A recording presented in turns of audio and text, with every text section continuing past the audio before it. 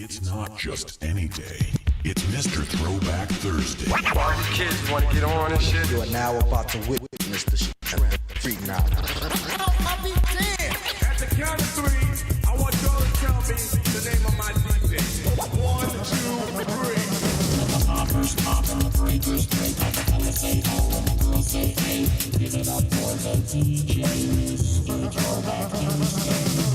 And now, here's your hosts, Bill Winters and Mr. Throwback Thursday himself, Jamie Robinson.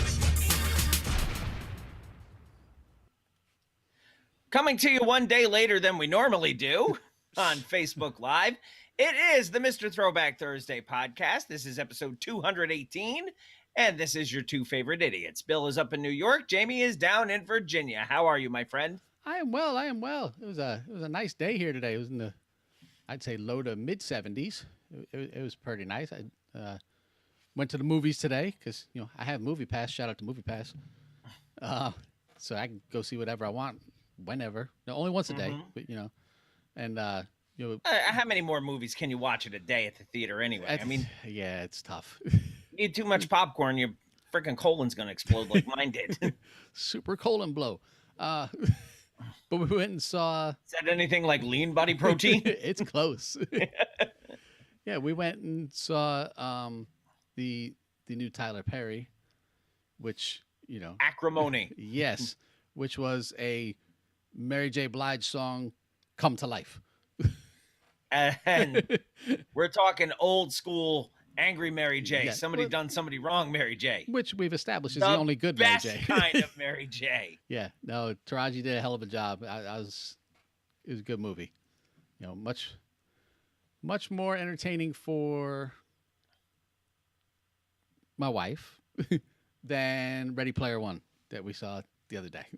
Yes. And there's way too long of a discussion to get into on Ready Player Yes. One. However, if you want opinions on Ready Player One, tune in to Don't Touch That Dial this week. Yes, it should be posted tomorrow. So there's that. Yeah. My last 2 days. Yeah, have not been as nice as mine. No. I started a new job last week. Mm-hmm. And that's why we're back to recording evenings. Right. I love the job. I'm basically being bounced all over the place. Kind of sort of fine with that. Right. Ugh. This week I happened to be 4 out of 5 days in around here. It's called Mid-Hudson Regional Hospital of Westchester Medical Center, which anybody who knows anything about this area, it's the old St. Francis Hospital. If you'd have said that to me, I'd have said, where? St. Francis, I know. That's what I know. Yesterday, my father-in-law was admitted to said hospital. Mm-hmm. Today, actually, just a few hours ago, as we record, he had a venous femoral bypass surgery done. Yes, you said where they venous. take a vein out of his abdomen, mm-hmm. and they reroute the blood flow from a blocked vein or blocked artery or whatever. Mm-hmm. They reroute it so that his leg can get blood flow to it. He's had it done a couple of times for reasons unknown to me. There are still behaviors that contribute to this that somehow are still happening. Hopefully that ends after this. Yeah. But I got good news that about an hour before we came on, that his surgery was successful. My wife is at the hospital with my mother-in-law. She told me to come home. I didn't abandon her. And knock on wood, everything should be good. So Nice. For those who saw my wife's post, if anybody follows my wife on social media, thank you for your thoughts. Definitely most appreciated. And we just kind of go from there. I hope everybody had a nice Easter, nice Passover, nice Resurrection Day, nice Zombie Jesus Day, however it is that you decide Whatever to that celebrate day is. Yes. this past weekend. I did. We had a nice dinner, took the kids to the go-kart track at the Galleria Mall and did that for the first time ever. because there's very few things that are open on Easter Sunday afternoon. I'm coming to find out. Yeah. Yeah. My cousin Jason used to go to the gallery and race a lot. Like a lot. And came home, made Sundays. We stopped at Stewart's, got all sorts of ice cream, got all sorts of toppings and stuff. So we had Sunday on Sunday night. Did you make your own Sunday night, or did you just make your own Sunday? It was a make your own Sunday night. Very yes. nice. And then I watched the live Jesus Christ Superstar. I'm sorry if I yawn because it's been 48 hours of not a whole lot of sleep because of hospitals and work and everything. So and the live that you watched is almost as good as the live that everyone else is going to be watching now. Almost. Hey, I want to give a shout out to one of our Instagram followers. It's the Wadka, as in vodka, but with a W. Okay. He sent this message. He said, "Much respect from the Russian underground." Oh. He's a B-boy for life. He said he's going to be. Let's see. He says NWO is in full effect here in hip hop. He said, "Friend gave me your contacts." He said, "Russian hip hop mainstream corrupted from Illuminati-ish." He said, "The police hate us." He said, "I can write." What he's going to do. He's going to send us an email. This is all through Instagram messages, so it's short doses of stuff. He's going to send us an email with basically a write-up of the underground hip-hop situation in Russia. Okay. So that we can bring it up on the show. And he's going to take our logo. He said he's going to try to print it out large. I don't know if he's going to draw, because he's also a graffiti artist. I don't know if he's going to draw it or if he's going to print it. And he's going to take it to Red Square and have a picture taken with it. Damn. And send us that. That'd be something when it happens. Yeah. Yeah. So we keep telling people we get a whole lot of communication from the former Soviet Republic, Russia, the Ukraine. All of those areas. Yeah. Yeah. Yeah. But as we record, a couple days ago was Lieutenant Tom's birthday. Yes. Happy birthday, Lieutenant Tom. Yeah. Yesterday was DJ Cameron from Young Black Teenager's birthday. Still waiting for that album. Yeah. Isn't there a birthday tomorrow? You would know more than I would. Oh, other than my wife. That's what the IT department, yeah? Oh, yeah. Yeah. I thought you meant a hip-hop artist. I was going to say, you're the one who's up on that. No, tomorrow as we record, tomorrow is the IT department, my wife's birthday. Yeah. I already have her birthday present purchased. Well, that's good. And then if you happen to be listening on Thursday, it's Imran's birthday. So, well, happy birthday to Imran. Yes. Yeah, we will. As he's listening on Thursday. So, yes. Hey, what's up to Bucky? I'm sure we will. They will all get their Stevie Wonder. I will try. I do try. I have missed before, but I do try to keep up and get everybody their Stevie. So, are we ready for a healthy dose of what this show is? I'm ready. And I was asked today and yesterday, actually, why is our show 2 hours long? Yeah, why can't we break it down? Shut up. Well, I said I gave him a 4-word answer, and it's kind of explains everything. Hip hop, don't stop. The news keeps coming. We just keep and we could stretch this out to 3 hours every week, but we choose not to. Yeah, we cut a whole lot of stuff out. Mm-hmm. We are selective about the news that we give you. That is true, but we do give you news, and we call it hip hop headlines. We do, and then we give you news about the Wu-Tang Clan, and we call that Wu News. And then we review some music because that's what we like. We have a one and done for this week, and we have a record of the week that will be by your new artist of the month. It's funny how we do that. For April 2017. I will read lyrics. Yeah, you will. Because people like it. And we did not have a question of the posse this week. No, we will have one for next week. We will pose a question and cultivate answers so that we have answers from the posse next week. Yes.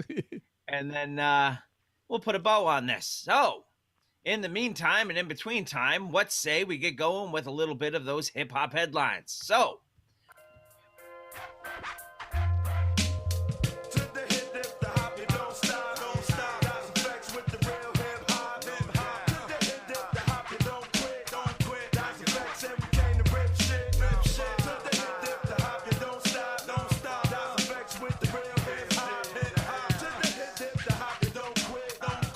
This is Hip Hop Headlines, brought to you by Mr. Throwback Thursday. We'll get on it. It's your time. well, actually, my turn is going to start from WPXI.com, which is a Channel 11 station out of Los Angeles, it looks like. Yes. Now, in New York, it's WPIX. Yes, it is. There, it's WPXI. And you have named this, appropriately enough, the Chewbacca Defense Returns. Because it's been a while. It has been a while. And we just love this stuff. So, indicted attorney dismissed from Suge Knight's murder case.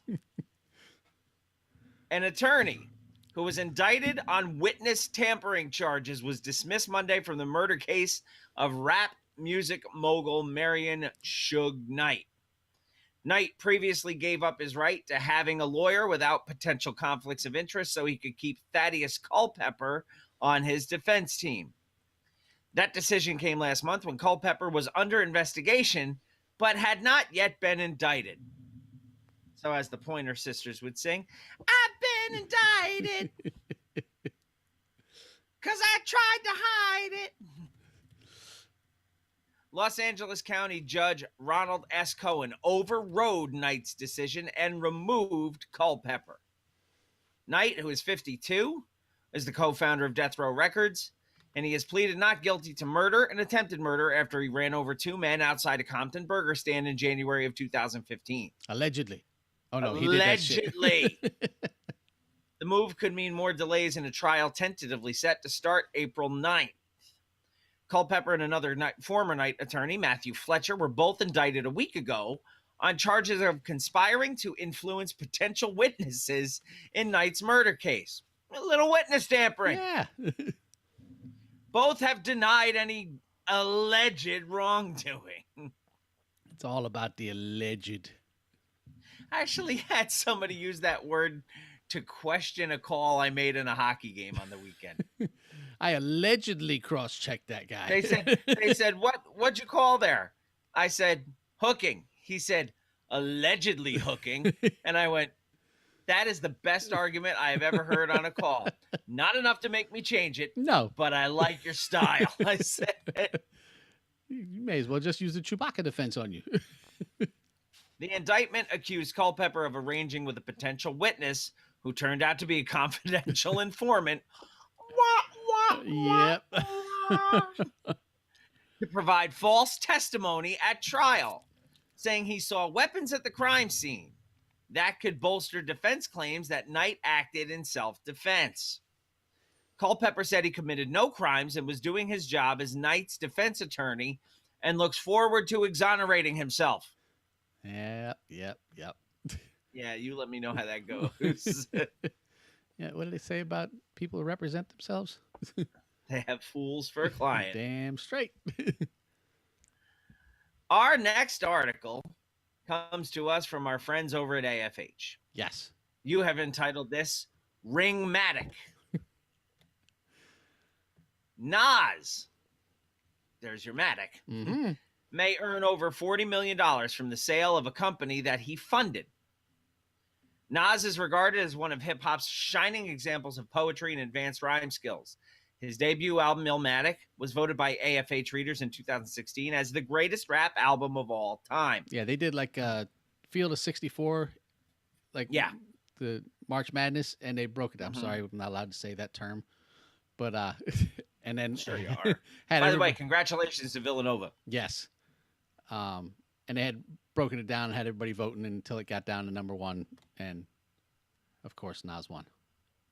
That release has been the subject of at least one documentary film. It also spawned a career that has flourished with several other acclaimed songs and albums, of which I own pretty well most of them. Mm-hmm. I bought most of them in one day at the Goodwill store for $2 an album. Yeah, that was a deal. Compared to peers such as Hawaiian Sophie, Piss Dookie, and Not Worth 50 Cent, Yeah. Nas has long positioned himself more as an artist than a businessman. In the 90s and 2000s, Nas signed to other record labels as peers built their own imprints. Jones modeled for other fashion brands while his contemporaries launched their own lines. In photos and music videos, Nas toasted to the good life, while some of his friends began owning the wine and spirits inside the glass.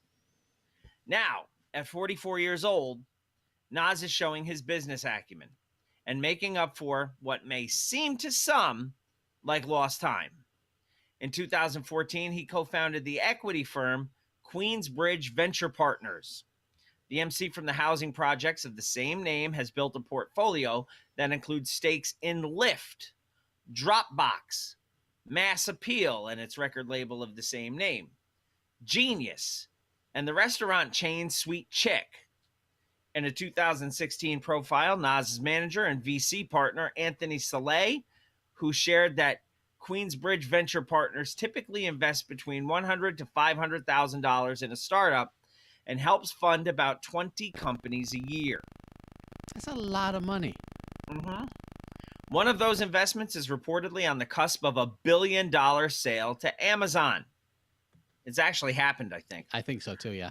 Ring is a company that appeared on Shark Tank. Damon John, Mark Cuban, and the other sharks ultimately passed on the video surveillance doorbell company. Nas and his firm struck a deal after the episode had aired. I don't know if we mentioned this very briefly in the past, but I don't know. I think we may have talked about it offline. could be.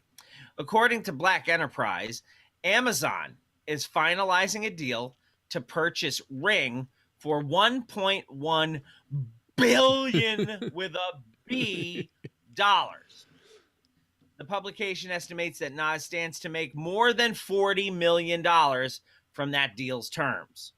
While Amazon told Black Enterprise the deal was not finalized, the doorbell company's team shared an email. Ring is committed to our mission to reduce crime in neighborhoods by providing effective yet affordable home security tools to our neighbors that make a positive impact on our homes, our communities, and the world. We'll be able to achieve even more by partnering with an inventive, customer-centric company like Amazon. We look forward to being a part of the Amazon team as we work toward our vision for safer neighborhoods. Nas, who appeared at a Mass Appeal film screening last night for documentary film Rapture, has not spoken publicly about the acquisition. Yeah. Side note about this Rapture, I've not watched this yet. Talking Ty was posting about this. She said this is a must watch. It's on Netflix. Okay. I guess it dropped last week. I have not had a chance to check it out yet, but this is next on my list. Hey, what's Scott Buffington? Quick side note, Buff was in the Navy with me on my first ship on the Saipan. Our next article comes to us from Hip Hop DX, and you have titled this one Face to Face. Yeah. And there's a reason for it. There because is. I know you got this in the mail. Oh, man, do about I. 4 days ago? Yeah. This is a record review. And if you've been listening to us for the last couple of weeks, you knew this record was coming out. Yes, I tell you, this was going to be record of the week this week, but then I remembered it's first day of the month or first show of the month, and we kind of have a way of doing things around here. Yeah, so chances are this is going to be next week's record of the week. There's a really good chance of that. This is an album review from our friends at Hip Hop DX. Czarface and Doom match cultural relevance with lyrical on Czarface meets Metalface. Yes. This is what I will give you so far. If you don't have this, go fucking get it now. Buy this record. Yes. From its first ominous notes, It's quickly apparent Czarface's collaboration with Doom, Czarface meets Metalface, is here to shake things up. The sonically lethal combination of Inspect the Deck, 7L, and Esoteric has historically produced studio magic, from 2013's self-titled debut to last year's first Weapon Drawn.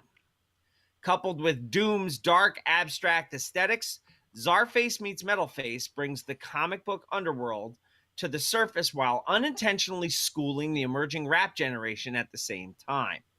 And I actually have a friend of mine who plays hockey in the men's league here in Poughkeepsie, who is an absolute huge MF Doom fan. Yeah. So I'm going to have to send him a link to this. Yes, do that. When we are starting a project, there is always one song that sets off the progress of the album, 7L told Hip Hop DX. I think everything we did after Metal with Metal was just what came natural. I don't think we are trying to school anyone. We just like to let things happen organically. Like on Bomb Throne. I love that song. Deck seems to put aspiring rappers on blast with lines like, nowadays they respect money more than power. Money, power, respect. We all want some. I ain't waiting. I needed it. One lump sum. Made men trade hands with young guns. They stopped manufacturing the cloth I'm cut from. And that's the truth. Then Esso picks up where Deck leaves off with, geez, I teach, but I kill them when the class on, so I got no pupils like Spidey with the mask on.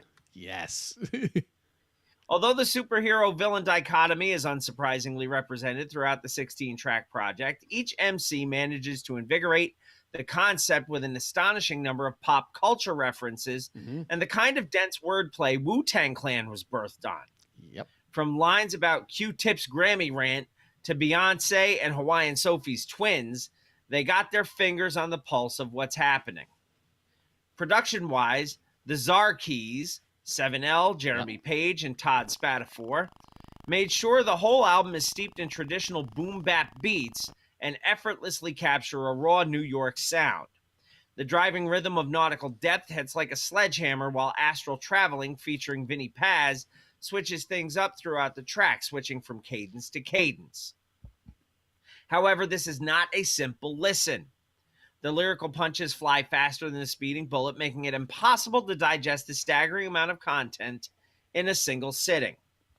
It requires an acute attention to detail and several run-throughs to truly capture the brilliance of the project. What's up, Pete Dahowski? Elsewhere, the multiple comic book interludes neither detract or add to the overall soundscape, and frankly, start to feel frivolous when the continuity of the album is constantly compromised. As Deck, Esso, and Doom declare on MF Czar, Czarface meets Metalface is their antidote to the commercial rap currently dominating the airwaves.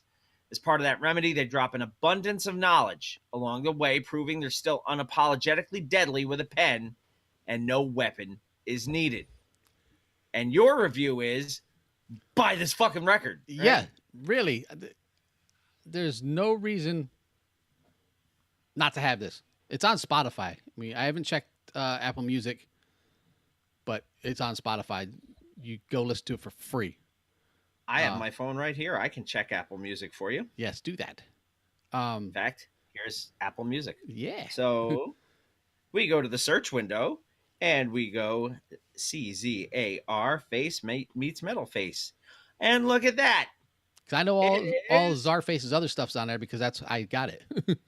It is available. I don't know if you can see it in my window very well because of the camera, but I will hit add and I will hit download, and it is now downloading to my phone. Nice. So, yeah, no, this record, I was telling you before we started, this is a concept album without so much calling it a concept right, album. because it's not the 80s. They don't have concept albums anymore. Right. But all Czarface's albums have a theme, and a lot of it is hero villain. There's a lot of wrestling references in their earlier stuff, especially on Every Hero Needs a Villain. Well, that would be Pete Dahowski's thing, because Pete is a huge wrestling fan. Nice. You hear that, Pete? And the only thing that I have as a negative about this album is Doom, through a lot of it, sounds very sluggish. Yeah, you were telling me that. Yeah.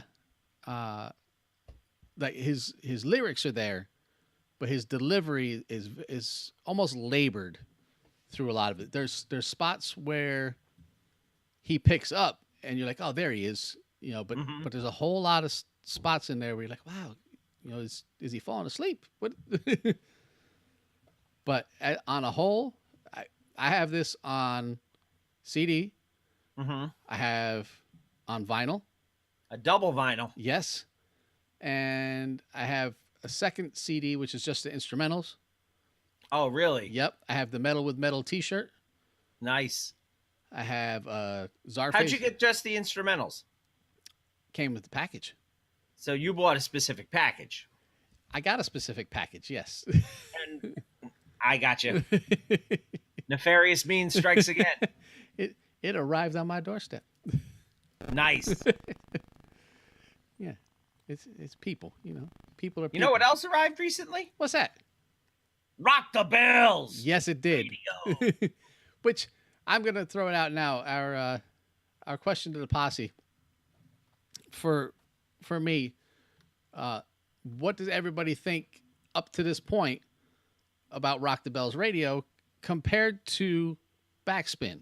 Because there are notable differences in the programming, in the presentation. Yeah, in the whole feel of the station. They do have that. They don't have the old. They have more of an old to the new like we have than the classic to current that Backspin had. They don't play an old track and then a new track. They just give you a new track from artists from the classic era, because they were playing Prime 2 on there the other day. But I just want to know what everybody's thoughts are, and I'll put it out on Twitter as I usually do. My first thought, first of all, is to say, yo, back to Grandmaster T, who has joined us. What up, Grandmaster T? Hey, and our last contest prize winner, Tiffany's here too. Oh, hello, Tiffany. Yeah. And Nathan Brown, since I shouted him out in the room, but not on the show. That's right. Yeah, there's a very distinct differences between the programming, but it's still our music. Right. But I want to know what everybody thinks. I'll put it out on Twitter. You can hit us up on the website, leave us a message, whole thing. But we'll get to that later. But since we're getting into Rock the Bells Radio, I figured I would throw it out now while I was thinking about it. Our next article, now that we've talked about Rock the Bells Radio, comes to us from Vibe Magazine. And it is LL Cool J launches classic hip-hop radio on XM, Sirius XM. Mm-hmm. It was XM when I first subscribed. Because they were to two it separate. They were two separate companies. Yeah, I had XM too. So anyway, they say with rookies like Tekashi 6X99. Okay. If you go by the way they write it. Have you seen this dude? Tekashi 6ix9ine? Yeah. I have not. No. Okay. Should. No, do not. He's a fucking idiot. Now Dave, you know I gotta look. Yeah, Dave Atrabwanda sent me a thing about him, said this is what hip hop is becoming. I was like, what the hell? And then he was on with Charlemagne talking about, how what in the blue fuck is this? Yeah. He's tattoo face, 38 color hair, whatever. But he motherfucker looked like he got a mouthful of Skittles and Rainbow Bright. Yeah. So he was on Charlemagne talking about how, he's the greatest and how Charlemagne's an idiot and doesn't know anything. And, who does he think he is, with his little show and whatnot. And then he was posting video online about him studying for his GED and not understanding the questions. And he's a giant shitstorm. Dude, as you like to say, he's an entire trough of douche. He is. He's not a bag of douche. He's a trough. But he is what's going on now. He's got like millions of YouTube views and all this other shit, blah, blah, blah. So we need things like Rock the Bells Radio to save us from shit like that. Yeah, Tekashi 6ix9ine, blah, blah, blah. Dude, I swear to God, it looks like his father dropped a fucking load in a melted box of crayons and that shit came out. It is highly possible. Yeah. Anyway, with rookies like the Rainbow Bright looking motherfucker and Little Uzi Vert running the charts, it's clear that hip hop music is moving in a very different direction. Even so, there are still many artists, young and old, who want to pay homage to those classic rap tracks. And now they will be able to get their daily dose of classic hip hop thanks to a new radio channel. LL Cool J launched Rock the Bells Radio for SiriusXM on Wednesday, March 27th, where fans can listen to all of their favorite OGs. Following the big launch, the recent Kennedy Center honoree hosted an invite-only retro skating party at World on Wheels roller skating rink in Los Angeles. Snoop Dogg, Tiffany Haddish, Kellis, Anthony Anderson, and hip-hop pioneers Melly Mel, Slick Rick, Dana Dane, and Eric B. were some of the celebrity guests on the invitation list. Also, friend of the show, Raheem, was there. Mm-hmm. This is an important room, LL told Vibe during the launch party. These guys mean everything to this culture. Rock the Bells Radio, which currently airs on Channel 43 on SiriusXM, pays homage to the rap classics through the lens of current culture. The show will feature an array of hip-hop content from music and interviews to in-depth retrospectives curated and presented by LL, as well as other innovators of hip-hop music, including Ice Cube, Stetsasonic, Eric B. and Rakim, Snoop Dogg, Outkast, Kool Moe Dee, Public Enemy, A Tribe Called Quest, Ultramagnetic MCs, Too Short, Grandmaster Flash and the Furious 5, Cannabis, Wu-Tang Clan, Run DMC, Brand Nubian, De La Soul, Black Moon, and Ice-T. While it has not been confirmed, the classic roster may also include music from the likes of Notorious B.I.G., Salt and Pepper, and LL Cool J himself. And I know there's LL music because it was the first couple of things that were on there. Hey, say hello to Sue Meyer. She just noticed your hat. Hello, Sue. Look familiar? It's not about capturing anything. It's about moving forward. It's about showing people an art form in a classic sense. There's no nostalgia in this. It's all through the lens of current culture, LL explained. These guys are too important for me to just let the world think that me and Run DMC started rap music, he continued. That's not reality. I didn't start it. I stood on the shoulders of giants, so I want to make sure they're respected and celebrated. It's important because if we don't document history, it's erased forever. Hip-hop has gotten to a point where people are more focused on the business side, and it's not a bad thing to do, but being a successful businessman has nothing to do with the art form, he added. You can be talented at capturing and monetizing the art, but that doesn't mean you're not a great artist if you don't do that. A lot of these guys weren't able to capture certain things financially, but their artistic contribution will last for years. And the new school generation isn't being cut out of the conversation. LL encourages anyone who wants to check out the classics to listen to the show. It ain't about age, it's about a state of mind, he pointed out. You want to check out the classics? We're here. It's that simple. Nobody's pandering. We're in our lane. We're not trying to fake it. This is classic. And there's a picture gallery from the launch party at the roller skating rink. If you want to click through, then just go to the show notes at www.mrthrowbackthursday.com. Click on the link to this article, and you can see all the pictures that you want. Yeah. As for Grandmaster T, he's asking why are they classifying Outkast as classic hip hop? Now, if you're talking about classic as far as a like they classify cars, isn't a classic car over 20 years old or 25 years old? I think so. Because antique is at like 30. So that puts Outkast in there, and they are pioneers for Atlanta. So that Southern sound, they are classic Southern hip hop. How about that? Right, because they were one of the innovators of that sound. Right. So they don't fall into like originators like 70s that I know he's thinking of because, you know, he grew up in Bronx. He was there. not that time frame. They are classic Southern hip hop because that whole Southern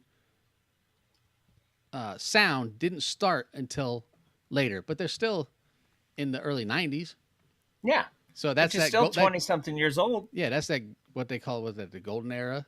Mm-hmm. In that. So yeah, I would qualify. I'm not a giant Outkast fan, but I would put them in the category. You know, he forgets. You know, it's 2018. And you know, I'm not much of an Outkast fan at all, to be honest with you. But their importance to the Southern hip hop that came after that. Mm-hmm. They were a huge influence on that. Yeah. I mean, I don't think if there wasn't an Outkast coming out of Atlanta, I mean, do you get a lot of these dirty South rappers? Yeah. I don't think you do. Yep. Now, so that's why. That's why, Gus. That's why. Goonie goo goo. She can't talk. She can't walk a flight of steps. Our next article comes to us from the New York Times. So we're classing it up on this show. And the New York Times reports, let's see, did you come up with a fancy title for this? I'm slipping, you said. A judge gives DMX a year in prison. He says, nah, son, that's like saying that Vanilla Ice and Mellow Man Ace are classic. Classic doesn't always mean old. Nope. Classic doesn't always mean great. My son had a 63 Rambler 3-speed on the column. Mm-hmm. It's considered a classic car, even though I wouldn't drive it for anything. Yeah. So, and to certain people, Vanilla Ice is classic. Mm-hmm. Especially to himself. Anyway, judge gives our good friend Earl Simmons a year in prison and a chance to be heard musically. Yeah, remind me when this article is done to piggyback on this. Just remind me. Oh, for that website? Yep. I knew you were going to go there. I was going to mention it, but I figured you probably had something to say about it. Hey, Becca. Hi, Becca. The music filled the courtroom Wednesday, introduced by insistent beats and the wail of a siren. Sitting at the defense table wearing baggy blue jail garb, the rapper Earl Simmons, known as DMX, nodded as a recording of his voice spit out lyrics he had written about his life. I split and said that I'm a be that seed that doesn't need much to succeed, strapped with mad greed and a heart that doesn't bleed. The recording of Slippin' was played by his defense team as Mr. Simmons faced sentencing for tax evasion in federal district court in Manhattan. The aim of the unusual audio presentation, according to a letter by Mr. Simmons' lawyer, Murray Richmond, was to give the court a sense of raw Earl. In court, Mr. Richmond compared his client to the likes of Percy Bysshe Shelley, Byron, and Keats. It's spectacular and it's meaningful, he said of Mr. Simmons' rapping. It's so catchy, it talks to you. I don't think DMX himself would use catchy to describe his own stuff. Yeah, the man who rhymes Nickelback with Nickelback. And talks about dudes sucking his dick all the time. That's the weirdest thing about the whole thing.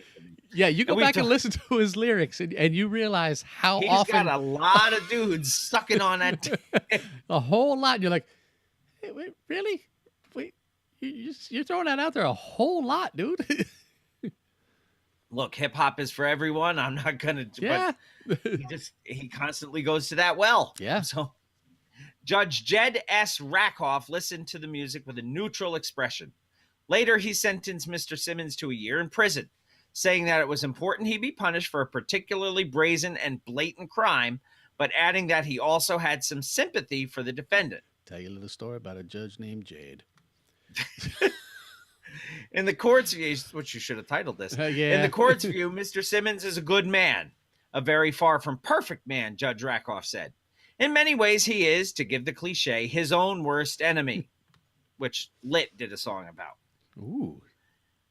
Prosecutors had recommended a 5-year prison term for Mr. Simmons, who has sold millions of hip-hop records, performed around the world, and starred in movies. But last year, he was charged with evading income taxes and trying to obstruct the Internal Revenue Service. Federal prosecutors said that Mr. Simmons owed $1.7 million with an M in unpaid taxes and penalties derived from income that he brought in between 2002 and 2005. He also failed to file taxes from 2010 to 15, prosecutors said, while earning at least $2.3 million during that time. I said 2.3 million during that time. Come on, son. Mr. Simmons schemed to evade the taxes by maintaining a cash lifestyle, prosecutors added, using bank accounts belonging to others and demanding that $125,000 fee from the television show Celebrity Couples Therapy be issued to him without taxes being withheld. He also listed his gross income incorrectly during bankruptcy proceedings, said prosecutors. In November, Mr. Simmons pleaded guilty to 1 count of tax fraud. He told Judge Rakoff on Wednesday that he had not plotted to steal like a criminal in a comic book, but also acknowledged his misdeeds. I take responsibility, he said in court. I know the taxes needed to be paid. What?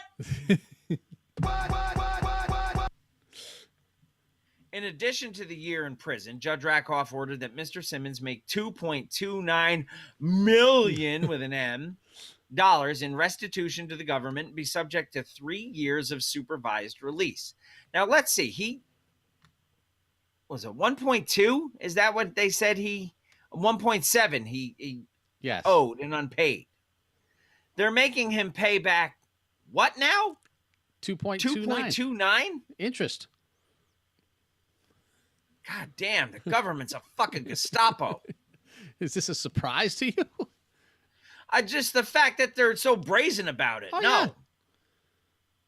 His lawyer, Mr. Richmond, had asked for leniency, calling Mr. Simmons a modern gospel and a child of chaos, and saying that he had been abused by his mother, who once knocked out some of his teeth with a broom handle. That's just called being black in the projects, I man. tell you.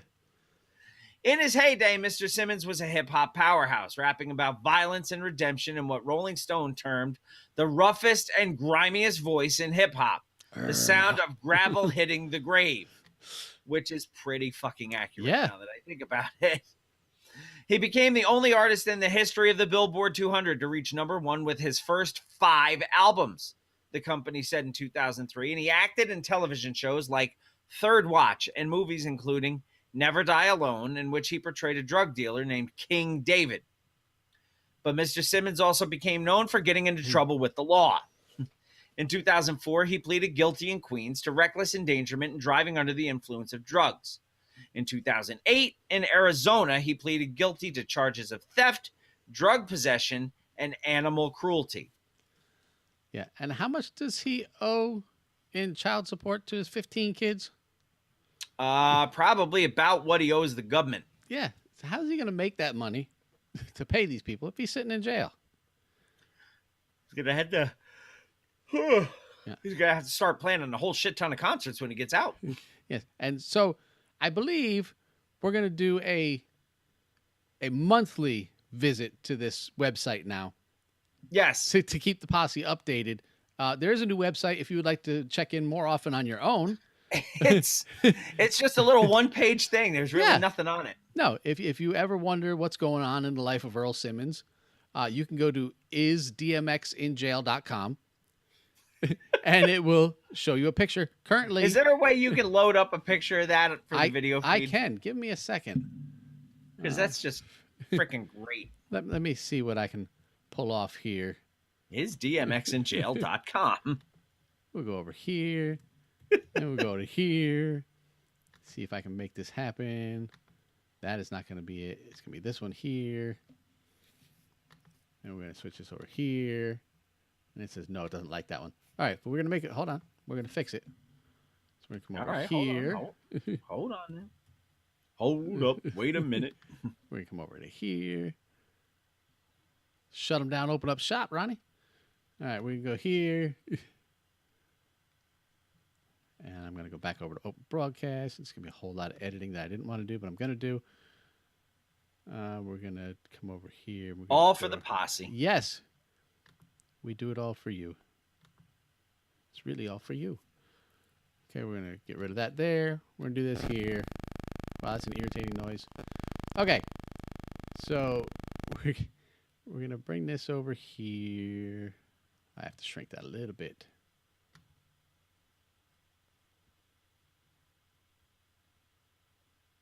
Okay, that should work. DMX is definitely in jail. So if there are any question, DMX is definitely in jail. Yes, he is. So if you want to go there, and I'm wondering, I haven't seen if he wasn't in jail. I have not seen a picture of the background to know if it shows him behind bars in the picture like it does there, or if it shows him free, or, because it's Earl when he's with his kids, but right. But I'm curious. But we're gonna check in every once in a while, and give you a status update. And at any point in time, if you don't feel like checking, and you want to send us a message, on Twitter, hit us up, whatever you want to do. Any way you can get a hold of us, just ask the question.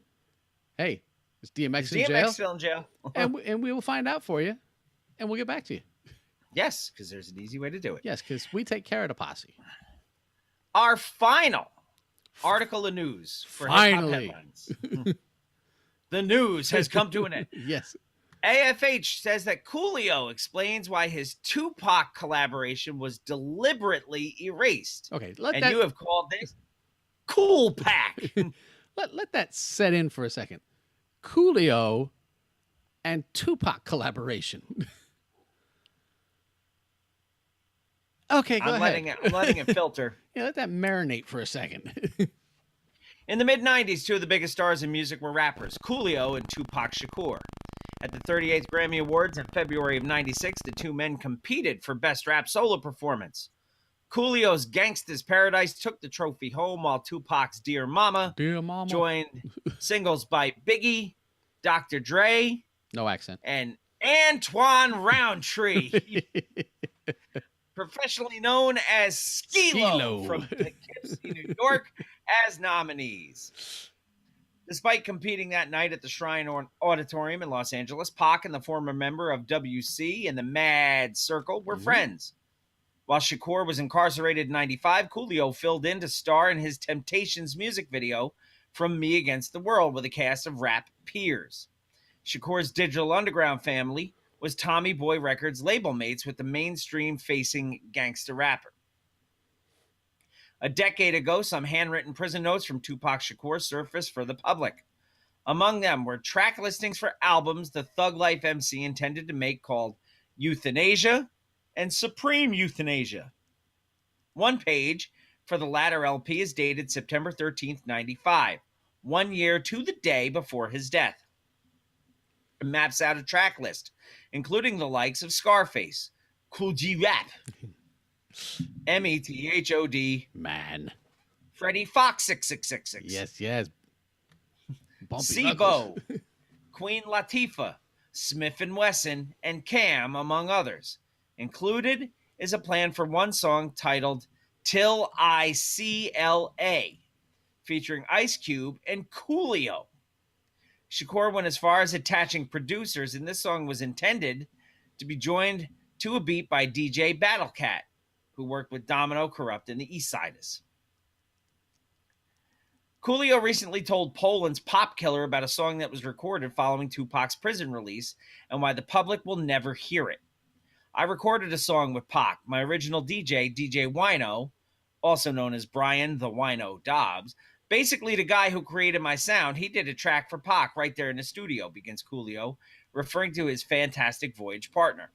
I was on a verse, Pac was on a verse, and I think somebody else was on a verse.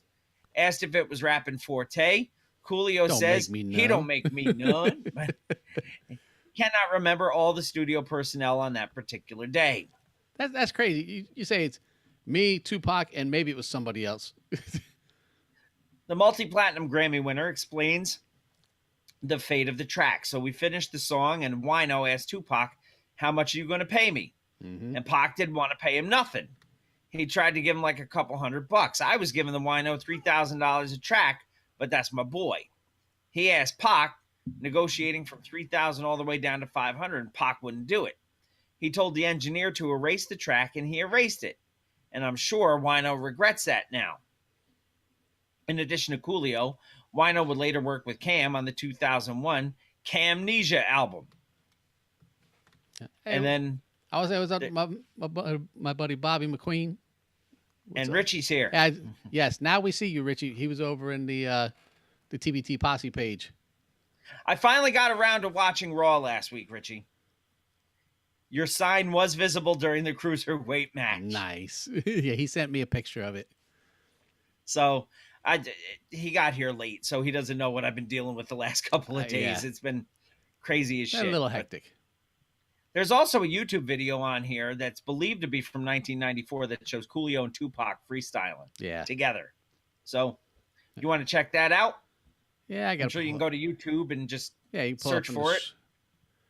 Or see. you can just go to the show notes. Yeah. But in the meantime, we're going to go take a break because that is the end of Hip Hop Headlines. It is. Finally. We're going to come back with a little bit of Woo News. Yep. And hopefully you'll come back too to Mr. Throwback Thursday, episode 218. Coming right back at you. See? This, we're going to have to do this one again. Because when I go into advanced audio properties, which means the next one's going to script too. What's up? It's Sweet LD of Oaktown 357, and you're listening to Mr. Throwback Thursday. We'll hit that again. Blah, blah, blah. Okay, we're going to try that again, because when I set it up earlier, I forgot to hit a button. So, all right, try it again with a Shree. Woo's your mama?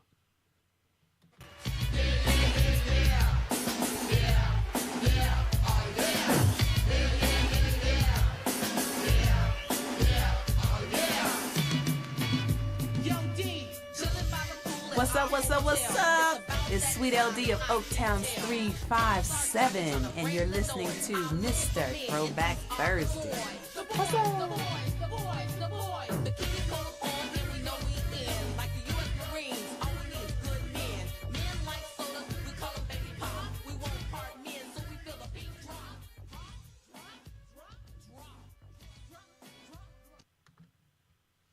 The RZA, the Jizza, Raekwon, Master Killer, Inspector Deck, You God, Method Man, Ghostface Killer, and Old Dirty Bastard.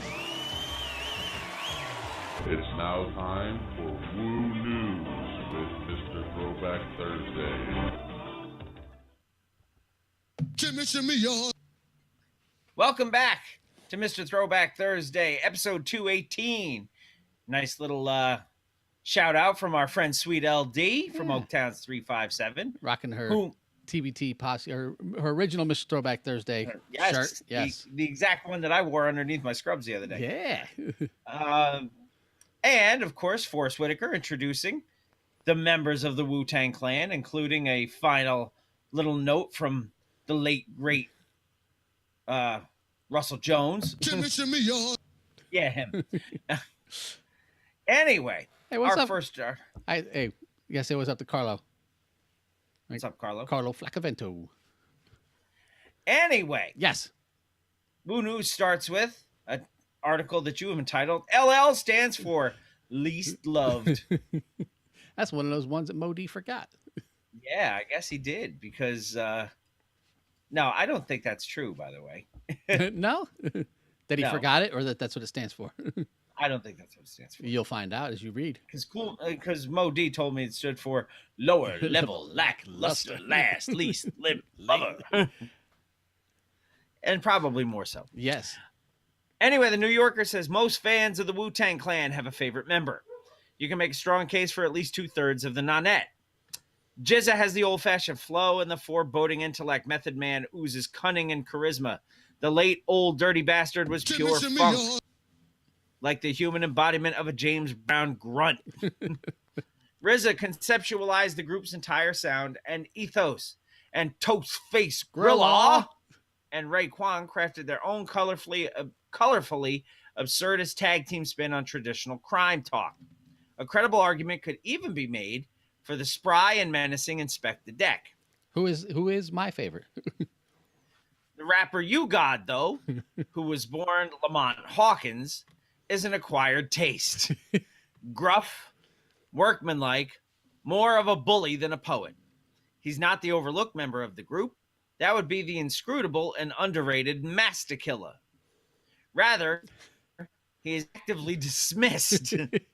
Even his nickname, the 4-Bar Killer, speaks to his scant role in one of hip-hop's most acclaimed ensembles. Now you see why I had to use this article. But it's precisely the strangeness and even fragility of Hawkins' proximity to the group that makes his memoir, Raw, My Journey into the Wu-Tang, unexpectedly moving. Hawkins, who was born in 1970, spent his earliest years in Brooklyn before moving to Staten Island, where he would meet his future Wu-Tang compatriots. He was the only child of a hopeful and hardworking mother who moved to Staten Island, then in the throes of urban renewal, because she was drawn to the idea of raising her son in an aspirational working-class community. Hawkins never knew his father. Eventually, he would learn that his mother had become pregnant with him after she was raped. One of his earliest memories, Hawkins writes, is of hearing Minnie Riperton's Loving You playing on a radio when he was 5 years old. He followed the music outside where he saw a woman standing on the roof of a neighboring building threatening to jump. Every time I hear Loving You, I think of that Kwame song. Yes. You know I'm in love with you, Kwame. I remember staring up at her till my neck was stiff, he writes, which kind of what I'm dealing with right now. The sound of her hitting the concrete steps would resonate with me forever. It was the first of many times that he would see death up close. Nonchalance, even in the face of such horror, would become a hallmark of Hawkins' style.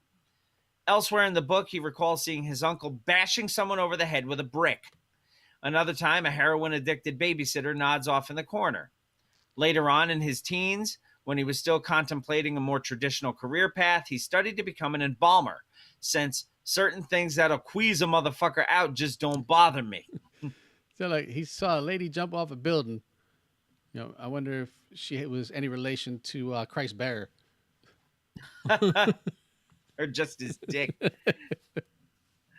Staten Island was not immune to the drug trade and its attendant turf wars, and for the young Hawkins, the intimacy of the place made it impossible to run away from his problems. On Staten Island, he explains you had to stand your ground and make your claim, whereas in the teeming streets of Brooklyn or Manhattan, you could pop someone and disappear like a fart in the wind. Hawkins was still young when he met Method Man, who would become his most loyal and compassionate friend in the music business, and other future members of the Wu-Tang Clan. In middle school, he began hanging out with RZA, whom he saw as a bit of a nerd. To me, nerds are cool, he writes. Nerds are non-threatening. In Hawkins' telling, the group emerged slowly and organically as friends, cousins, and friends of friends began rapping and dreaming together. They all became devoted to the 5% Nation, a movement for historical, spiritual, and almost mythical self-determination, which splintered off from the Nation of Islam. Mm-hmm. The friends were united, too, by their love of martial arts films. In the mythology they crafted for themselves, Staten Island became the slums of Shaolin. Hawkins dealt drugs throughout his late teens. His polite and unassuming air served him well with the local cops, he writes. They knew I was jingling, just not the level I was jingling on. Then in 92, a careless confrontation with a rival dealer landed him in prison, just as the Wu-Tang Clan was working on his debut album, Enter the Wu-Tang 36 Chambers, which was released the following year. See you later, Richie. See ya. Hawkins got out in time to contribute a few verses, but he lacked sharpness and focus. First time I grabbed the mic at a show after coming home, I got booed, he remembers. I wasn't really ready. I had the heart to try, though. He quickly accepted his role as the versatile, hardworking utility player that every championship team needs. He also repeatedly violated his parole and ended up back behind bars during very key moments of the Klan's initial rise. He kept working on his rhyme skills, appearing on solo albums by other members of the Wu, and waiting for the time it would be his turn. Behind the scenes, he dealt with tantrums and mediated other people's beefs, and he did all the radio promotions and random magazine interviews that nobody else wanted to do. One of these interviews was for the writer of this article, who at the time was working for a skateboarding magazine that no longer exists. I wonder if that was like Trans World Skateboarding, or because I think Thrashers might still be around. I think it does too. Oh. When the Wu-Tang Clan was ready to record its sophomore album, 97's Wu-Tang Forever, the group rented a home in the Hollywood Hills. Fun was had and events occasionally turned raucous. Hawkins recounts a potential encounter with a teenage Kim Kardashian that was spoiled by Inspector Deck. He had no game. And the time he almost punched out a smug Leonardo DiCaprio, but he mostly kept things mellow. One of my favorite moments from the bygone TV series MTV Cribs, lately revived on Snapchat of all places, was filmed during this period. In a tour of Hawkins' modest quarters, he got stuck with the smallest room in the Wu-Tang house. He showed off his collection of colorful, oversized, blowy shirts and autographs, seeming very happy to be there. That sounds like something that Grandmaster T would wear, blowy shirts. Mostly paisley ones, but you know. He does like his paisley. Only on Friday. Almost every morning on the patio before going into the studio, he recalls in Raw, I would remind myself to really be present and be in the moment so I can really appreciate everything. Hawkins was still coping at the time with a horrific incident that had happened back home. While the Wu-Tang Clan was on tour, somebody he knew used his son, who was just 2 years old, as a human shield during a shootout. Miraculously, the child survived, though he suffered permanent damage to his kidneys and hands. Hawkins says that, other than Method Man, the members of the group weren't particularly supportive. They rubbed their fame and their wealth in my face even more, he writes. Years before therapy seemed a viable option, he poured his emotions into one of the best tracks on Wu-Tang Forever, A Better Tomorrow. The strong must feed, someone die, someone bleed, he raps on the track. One flew astray, and it caught my little seed. Hawkins' career has never reached the same heights as the rest of the Clans, a reflection of his relative level of talent mostly, but also of circumstances of timing and personality. In Raw, he displays an unusual degree of self-awareness about this fact. He describes how difficult it can be to maintain his craft and his confidence, a rare sort of candor, in an art form typically premised on effortless cool. What's up, Ronnie J? Hey, Coach Ronnie. Juan in the house. But the memoir's most endearing moments involve the small victories that come with surviving into middle age, and the momentary plateaus where Hawkins feels satisfied. The time in 94, for instance, that he got to experience the novelty, for a black man from Staten Island, of wearing a silk robe and tasting sake in Japan. Raw feels cathartic as Hawkins finds the language and perspective to reckon with his past. His moment in the spotlight may be over, but he now has something that few of his Wu-Tang brothers, still so admired by a young generation, have: the distance to tell his own story. He has often been forgotten and has sometimes been ridiculed, but he was part of one of the great hip-hop groups of all time, perhaps the only member who is more man than myth. Yeah. I'm gonna switch those words around. He has sometimes been forgotten and often been ridiculed. Yeah. Like, At least on this show. yeah, you God, you pros, you know, whatever. The You Griff. the not even the lesser member, the least member of the Wu-Tang Clan. But I've said it before and I'll say it again. As low on the totem pole of the Wu, or as low on the totem pole in all of hip hop as we put you, God, he's still got more hit records than we do. Yes, he does. Absolutely. So I got to give him that at the end of the day. You know, Yep. you know, you don't suck as much as we do. How about that? Right. Anyway, Yes. our next article of Woo News, and I know you've been jonesing to get to this one. Yeah, I've got some feedback, so things may be Did taking you? place. Yeah. Did you title this anything good? Probably. You titled this Wu-Tang Vodclan. Yes. And this comes to us from vinepair.com, which I believe is a wine site. It would be that way. You know, I'm surprised it wasn't written by Fly Ricky the Wine Taster. Wu-Tang Clan vodka ain't nothing to fuck with. See, now I wish more people who wrote articles would do what these people did, because then I could plan our show so much better. What's the thing it says directly under Wu-Tang Clan vodka ain't nothing to fuck with? 1 minute read. Yes, I would know exactly how long it was going to take you to get through this. Celebrities love George Clooney. Justin Timberlake and Piss Dookie have their own tequila and mezcal brands. In less than 2 months, the Backstreet Boys teased their own tequila. Ryan Reynolds bought a majority stake in Aviation Gin, and Bon Jovi and his son launched their own rosé, which doesn't surprise me at all. It's not named On Ricky. the hip-hop front, joining artists like Piss Dookie, Luda, and Not Worth 50 Cent, is the Wu-Tang Clan, which will be launching its own vodka next month. The Spirits Business reported last Wednesday that Wu-Tang Clan vodka will launch in Sydney, Australia on April 18th. The launch will coincide with the Wu-Tang Clan's 25th anniversary. The group's vodka follows last year's launch of Wu-Tang Clan premium liqueurs, also available exclusively in Australia. We can't imagine why Wu-Tang won't launch its alcohol brands here in the U.S., but we're not asking either.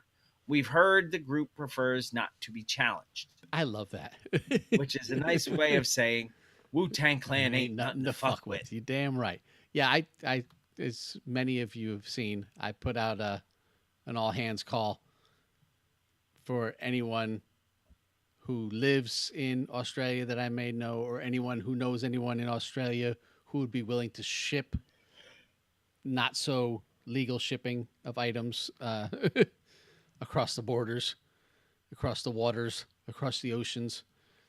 What I really want, I haven't seen the layout of the vodka bottle or anything, but what I really want is, since you're looking at it, the second bottle in, because that would be the Wu-Tang cream liqueur. Yes. They have original, I don't know what original flavor liqueur is. It kind of scares me. Yeah, I'm not so sure I know. I'm not so sure I want to know. No, but they have original cream, I think it's like strawberry, kiwi, and butterscotch.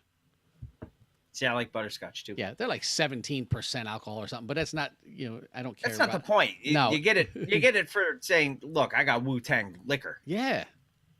Liquor? I barely even know it. Uh-huh. Anyway, our last article of Woo News, and we touched on this in the first article of Woo News, comes to us from inverse.com, and you have entitled it, Embalmer. Hey, wasn't that a snow song? No, it was not. And this comes to us, inverse.com, says, here's why Wu-Tang member U-God almost became an embalmer. U-God Lamont Hawkins, one of 9 members of rap's pioneering geeks, the Wu-Tang Clan, has released a memoir chronicling his upbringing in New York City and membership in the group, which we've talked ad nauseum about. Yes. Earlier, we said the memoir included the revelation that Hawkins might have led a life of science had his street dealings not seen him caught up in the legal system. Yes, I just went Thomas Dolby on you. Yes, you did. Somebody had to. So that's 2 obscure 80s music references so far. It's like Ready Player One. But anyway. 25 years after the release of the group's debut album, Enter the Wu-Tang 36 Chambers, Hawkins recalled that almost career this week in an interview that expands on the stories of the memoir.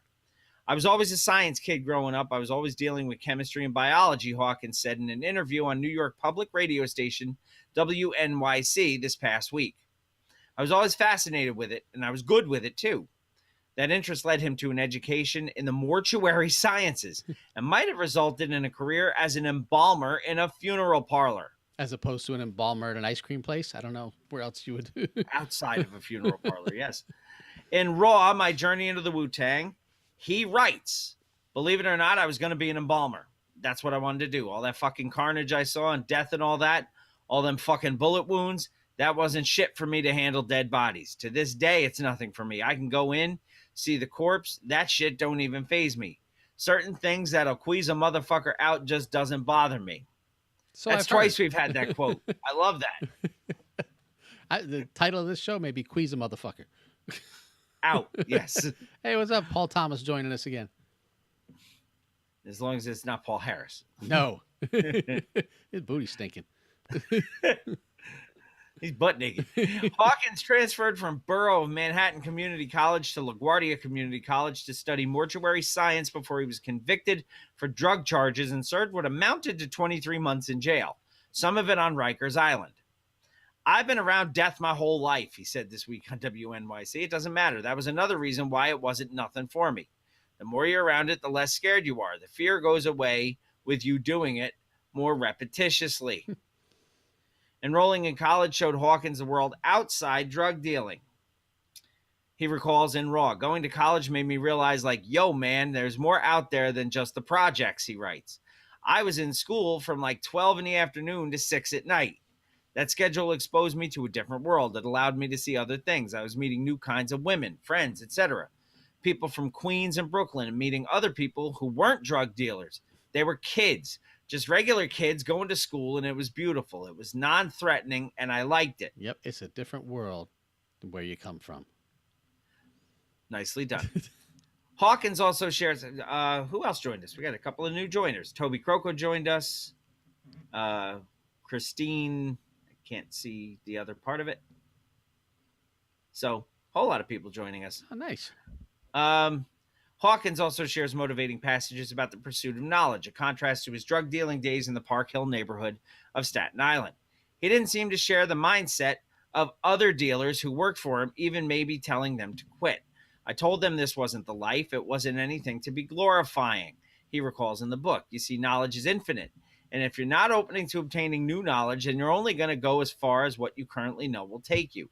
Am I open to acquiring new knowledge? Yes, I am. Is everybody? No, no, no. Or as we say, I say nay, nay. No. Sometimes ego gets in the way of trying to learn new shit. Hey, Grandmaster T's got to take off. All right, peace out, Grandmaster T. Yes, we will see you next time. So that tells you everything that you need to know about you, God, wanting to be a mortician. Yeah. And or an embalmer. An embalmer, yes. In the parking lot of a funeral home. Yes. And our final piece of news is no matter how many times we talk about him, we still think that you, God, is the worst member of the Wu-Tang Clan. And we go so far as to say that he sucks. Yes. And ODB is still dead. Shimmy, y'all. Regardless of how many times Jamie hits that button, ODB is still dead. Yeah. Damn the man. Save the empire. Indeed. It is now time for the one and done for episode 218. Let's get into some music, shall we? Yes, let's do that. Our one and done for episode 218 is a name that we've thrown around in the past. I'm surprised we hadn't gotten to the record yet. Yeah, I thought that we had, and I went through and consulted the artist list because we have one of those. It hasn't been updated in a couple of weeks, but we have one. And we have one because we're 218 episodes in, and you tend to forget who your 200 and let's say about 213 other one and dones are because we have thrown some out in interest of saving time during interviews and other things like that. That's a lot of one and dones. You tend to forget. Did we do this one? Did we do that one? You know, record of the week. Did we do Nice and Smooth 4 times? Probably. Yes, we did. But yeah. You know, that happens. It does. So our one and done came to us back in 1987. It ran a very respectable 45 minutes and 14 seconds long. Mm-hmm. And it was the debut album of rapper Spoonie G. Yeah. And it's called The Godfather of Rap. Yeah. And here, let's show everybody.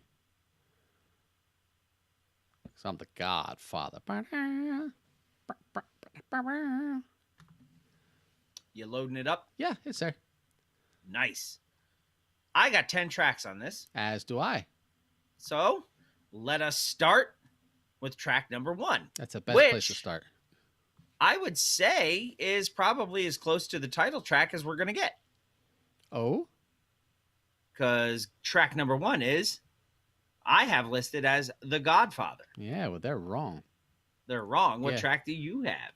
1 and 2, they're flippity floppity. Oh, okay. So you have Take It Off as track number 1. I do. So we'll go with yours. We'll go Yeah. with Take It Off as track 1. All right. My listing had them flippity floppity. Yeah. I'll have to go and pull out my cassette to see which one is actually correct, because I don't know. Probably the way Spotify has them. Yeah, hopefully.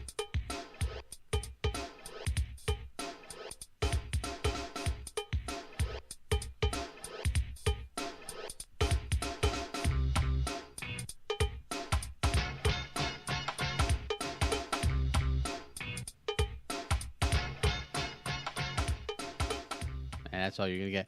I'm going to say a long, long time ago in a episode far, far away, we had an Ode to the New from Spoonie G. A long time ago, I do believe we did. So we're going to go with my track 1 is your track 2 and say that track 2 is the quasi-title track of this record, The Godfather. All right. I'm the Godfather, father. I'm the Godfather, father. I'm the Godfather, father. Of rap, of rap. Well, let's get this straight, there's no contest. So now you people know and don't have to guess. I'm not the king of rap, not Lord, not Prince. I was a young kid rapping, I've been rocking ever since. I was just a young buck, I didn't care what MCs were ever waiting. What year does it say this is? I know what Spotify tells me, but This says, according to AllMusic, 1987. yeah, that's what Spotify tells me too. It's got like a more of like a 1980 sound to it. Or maybe 83. Yeah. I mean, Track number 3, I guess, could be maybe a title track too. sure. It's called Spoonie G.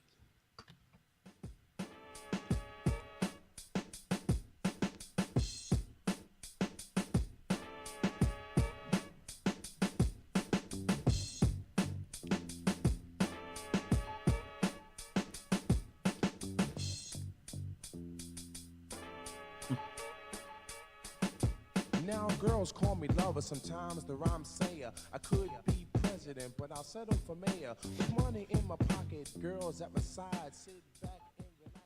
It's like the Chris Christie song. Bryce says, sitting at the IHOP, about to get my grub on. Figured I'd pop in for a bit. Hell yeah. Share us with everybody at the IHOP. Sitting at the IHOP, listening to hip hop. Waiting at the table, just about to make some pancakes drop. Yeah, by the time you're done eating, you could be in the bathroom waiting for your shit to drop. We've all been there. Track number 4, She's My Girl. Oh, it's a shame we're not up to 5 yet with him eating. We'll tell you why in a second. Well, if they're watching, they can see it. Well, let me tell you about a girl who's finer than fine. She used to be somebody else's, now she's mine. Oh, the fella says, Spoonie, don't mess with that. But it's been a year, and I still go by the tear. It ain't the perfume, well, it's just her. She got the greatest respect for me. She calls me Mr. G, and I reply, the fella, hey, no. I love that he rhymes year with sear. Track number 5, in honor of Bryce being at the IHOP, is called Yum Yum. When I went around the block, people was looking at me. My friend asked me why I'm so unhappy. The reason was because you wasn't with me. There's a whole lot of tickets to me, but now the sense. You're back from school. Let's go to my house and break the rule, baby, because the night is young and you ain't done. So please give me somebody. Yum, yum. Yum Yum. Track number 6. Is this about Howie T or Bret Hart? Oh, they might have flip-flopped again. Because I have that as track 7. Nope. The track 6 I have is an Elvis Presley track. Yep, that's 7. So we will go with your track 6, which is my track 7. And I don't think it's about either Howie T or Bret Hart, but it is called Hitman. Sure it is. There we go.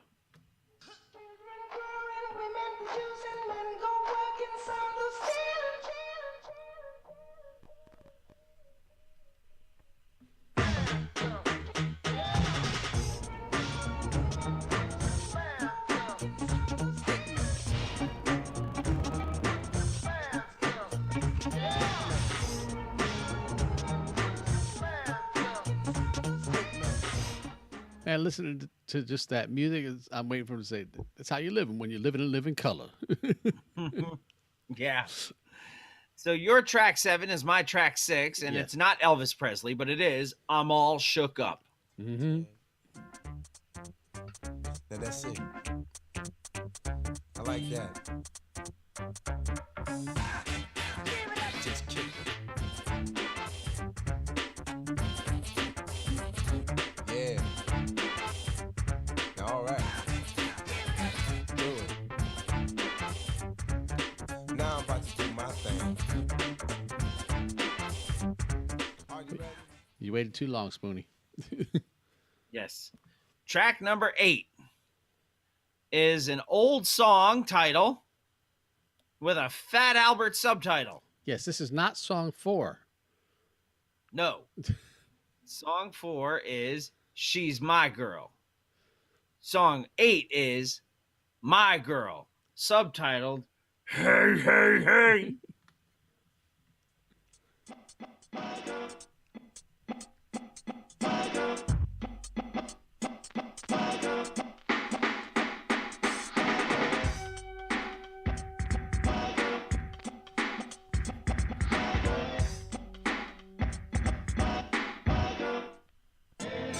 Just look at you as you walk down the street while thinking, if I could peck your neck, it'll be sweet. My eyes focus like a photographic lens. Ooh, I wouldn't mind, but You know, that reminds me of King's Son. A little bit. Yeah. Oh, anybody who's watching live right now still, run and set your DVRs. Hit record right now because 3 minutes ago, The Last OG, starring our man Tracy Morgan, Yeah. started Or just wait on until TBS. it's on demand. So Yeah, they ran a 0 episode last week. Okay. It was season 1, episode 0, and then tonight's episode is season 1, episode 1, the pilot. So That's funny. yeah, Track number 9 asks, did you come to party? well, yeah.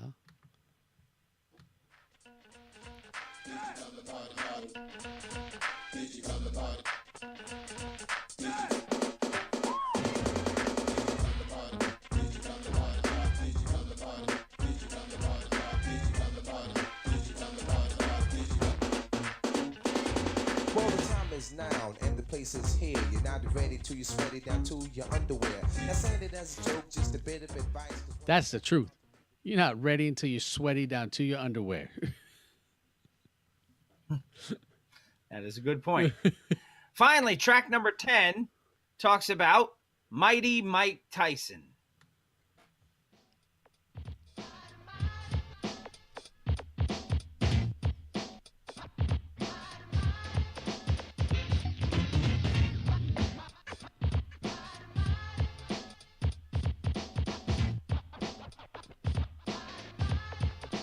Now, I'm going to tell you a little story about a man I like. He goes by the name of Mighty Mike. Tyson is his name. Boxing is his game. Where he's so great, he's going straight to the halls of fame. He don't float like a butterfly, sting like a bee, but he's the hardest damn puncher you've ever seen. And that's the truth. Bruce. And that is your one and done for episode 218. The Godfather of Rap by Spoonie G. And unfortunately, I don't have any charting action because I don't believe there was any anyway. Yeah, probably. The only thing that I would have thought would be The Godfather. And like I said, I thought that came out in like 1980. So Yeah, it sounded like it. And that brings us to your record of the week. And your record of the week is brought to you by your new artist of the month for April. of 2018. Because we tend to do that. And your new artist of the month is the voice that you heard over and over. Yes, and did on you the hear weekly why? countdown. Did I hear why? I think I did, because I listened to it for a little bit. But this is the voice you heard over and over on the launch of Rock the Bells Radio. But go ahead, educate everybody as to why you heard that voice over and over. There's a lot of complaints online, in a lot of the groups and message boards and whatever you want to call them now, about why Grandmaster Caz and his, I don't know if you want to call it a song, but he did it as a spoken word. Yeah, I was going to say he did it more as a poetry Yeah, performance. it's called Before. I have it in his lyric book here. It's the second to last one before the Art of Rap, where he goes in and explains, how hip hop has always been around, even before, and he goes and mentions all these landmark things that you think may have been the beginning of hip hop. But it played on a constant loop for like 6 days? I think so, yeah. Because most stations, when they're changing formats, they have to do something, put something on a loop while they change over everything in their databases and all of their stuff so that they can go, okay, we're ready to roll out, and then they can start new.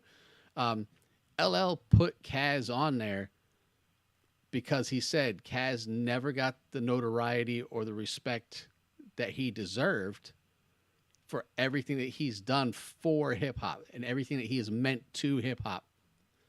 So he wanted to put him out there so no matter when anybody tuned in, he was what they were hearing, so that that people would know who he is that didn't know who he was. Sounds like a plausible theory to me. Yeah. But anyway, your artist of the month and the performer of your record of the week is the one and only Grandmaster Caz. And your record of the week is the debut and only solo record, I guess. Yeah, it seemed that way. Of Grandmaster Caz, and it is called The Grandest of Them All. Even your mama fall.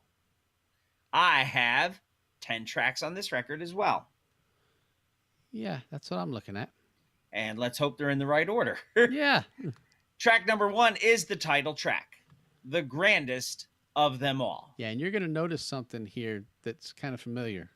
Not on this track, but we'll get to it.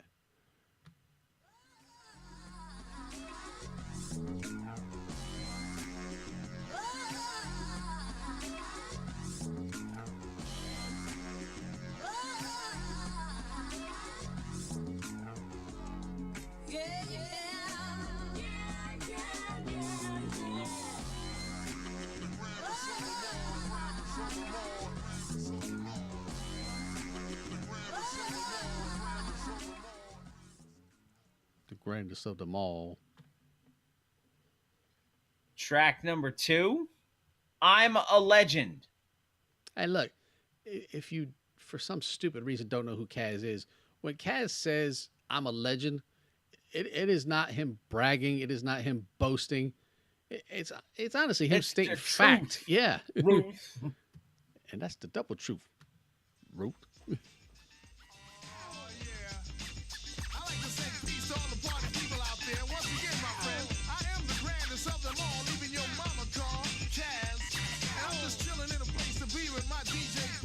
And my producer, the mighty Maestro. We coming at you with a little bit of flavor that I think you all should know. And if you don't know, here is the deal. Yo, trust me on a puck jump wrong. I never steer you, cheer you on like a crowd, but no bums allowed in my jam. I ain't having it. Track number 3 may sound familiar. Once again, not Howie T. Not Howie T. Not Bret Hart. It is, however, The Hitman.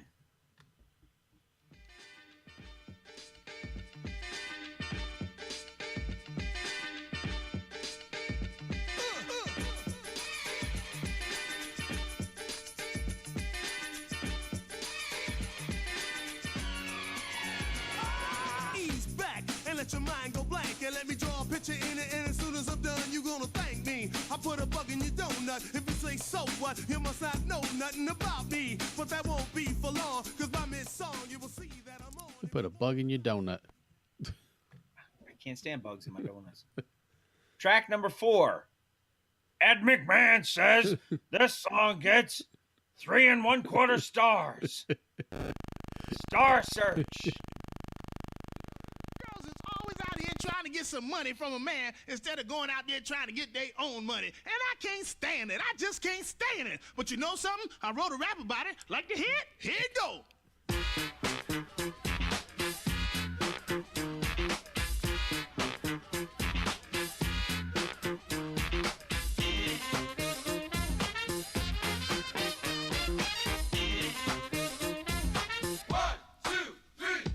The city of bright lights, girlfriends on a mission. Got walk-on buys for all of the guys, 'cause she don't want no. Track number 5. Ain't Nothing Changed, subtitled But the Weather. Around here, that's every 10 minutes. Yeah.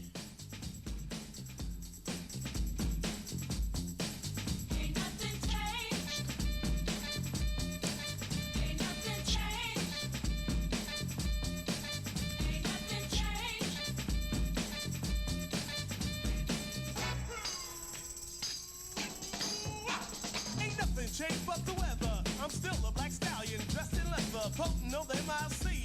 And that ain't word to mother, that's word to me. 'Cause ain't nothing changed but the weather. I love that. It ain't word to mother, that's That's word to me. Track number 6. Sounds like it should be spoken by Kenan Thompson as host of Black Jeopardy. Duck sauce.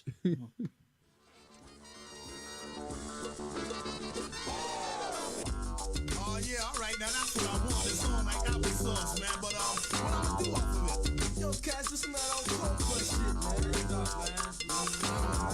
Yeah, that's cool, yo. But once you get that new shit that you did in the elevator. Oh, you mean what I did the other day?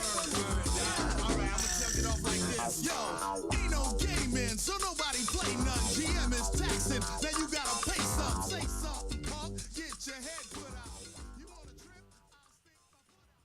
You want a trip? I'll stick my foot out. Track number 7 sounds like it should be Cool Mo D. It sounds like it. Or Big Daddy Kane. Mm-hmm. I Do Work.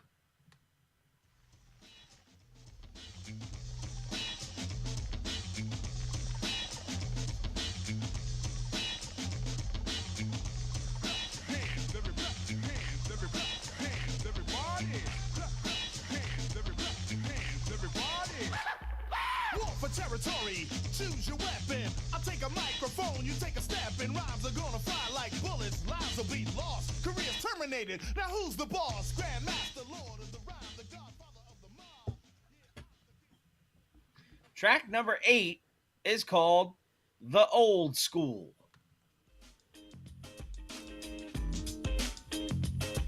Oh yeah. Hey, what I'm gonna do right about now is we're gonna go way back.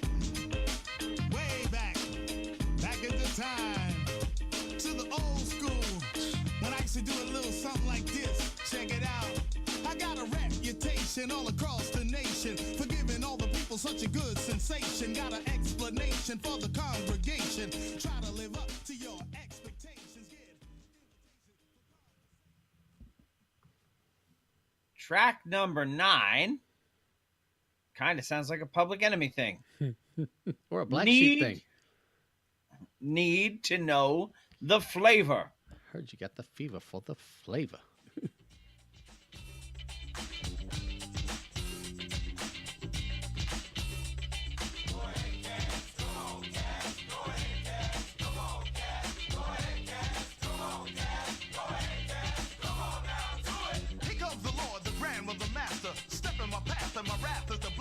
Caster the pasture, then after the laughter, go to work, cut, and I flip if I have to. I'm built for speed, and I'm made to last you. So fast I pass you, you flip when I ask you. Get any other rapper, hang And finally, track number 10, final track on the record, To All the Party People. Got Prince Whipper Whip on it.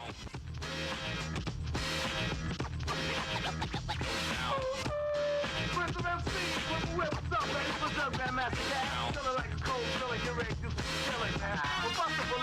man. People ain't seen us for a while and they know we old school started this rap thing.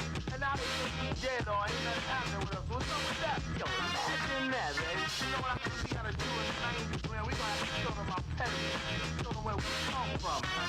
You with that? Let's fuck some ballistic. Something like this. I gotta play it. Take out the line when it's a short shot, more shot. As and with, we're gonna ride the side into the party people that's here today to listen to. Now that's some Cold Crush stuff there. That's Absolutely. yeah. Now if you go over and look at Kaz's discography, I would not have picked him out if there was only one album. If you look, he's got this one. Mm-hmm. He's got one called You Need Stitches, which is the Tough City Sessions. So that's 82 to 88. He's got a rare and unreleased old school hip hop that he's on. There's a Midlife Crisis. That's like 2008. Then there's like singles and EPs. There's a ton of those.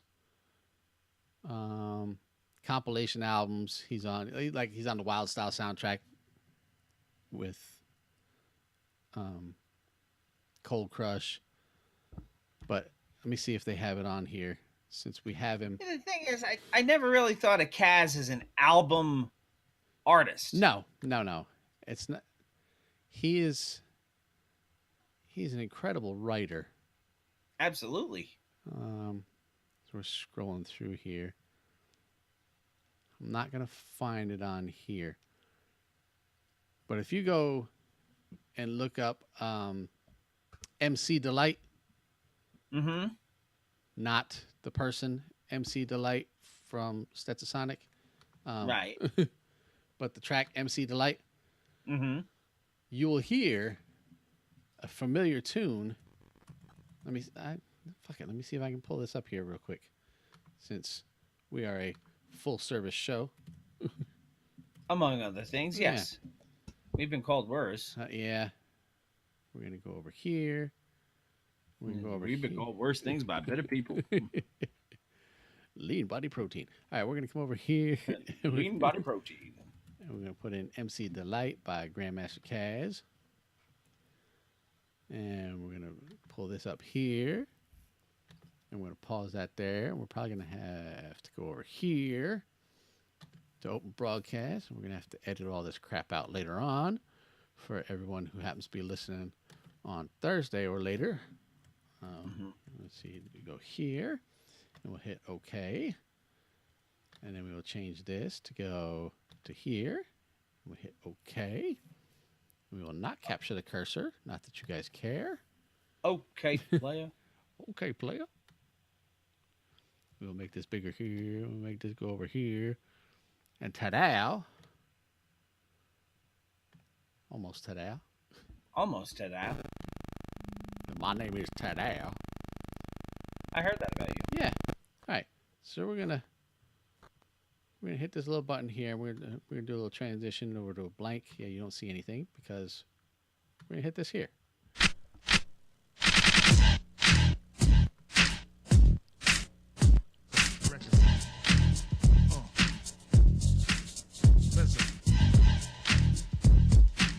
You may hear a familiar tune or two in there.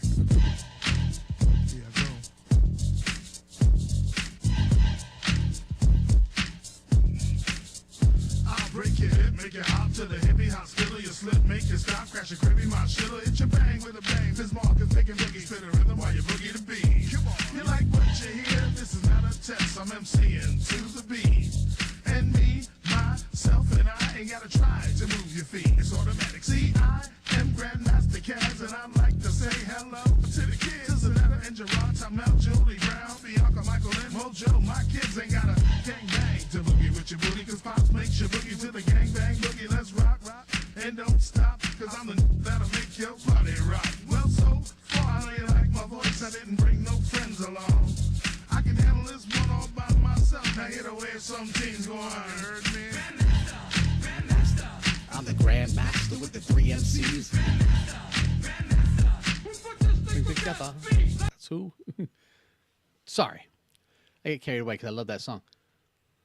Don't be sorry. I was really, really digging that. But yeah, because he goes in there and he says, the cat who sang this rhyme was my manager. It's a pure treason. I'll tell you why. And then he goes through and tells the whole story of Hank ripping it off. Yeah, and how he gave, Hank came to him and said, I'm going to be in this new group, and they need some rhymes. You help me out. And, Kaz wrote some rhymes, figured Kaz was going to get credit for writing them and get paid as a writer. And, then his friends came up and told him, say, hey, man, we heard your stuff on the radio. Good job. And he's like, what are you talking about? And he never got paid. And that's the big stink. So, yeah, everybody in the world knows the Sugar Hill Joint, but Kaz got nothing from it.